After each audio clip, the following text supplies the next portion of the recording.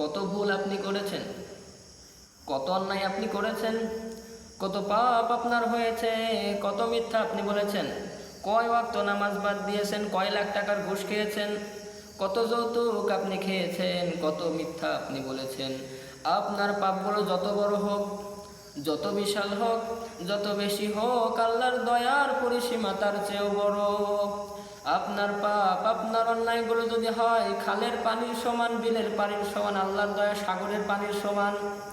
আপনার পাপগুলো যদি হয় মহাসাগরের পানির সমান, আল্লাহর দয়া পাহাড়ের সমান। আপনার পাপগুলো যদি হয় পাহাড়ের সমান, আল্লাহর দয়া আকাশের সমান। আপনার পাপগুলো যদি হয় আকাশের সমান, আল্লাহ বলেন আমার দয়া আরশের সমান। এজন্য আল্লাহ ডেকে বলেন, ইয়া আইয়ুহাল্লাযীনা আমানু তুবু ইলাল্লাহ তাওবাতান নাসুহা।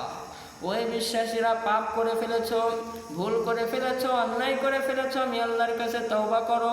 তওবার মতো তওবা করলে আমি আল্লাহ সব গুনাহ মাফ করে দেব।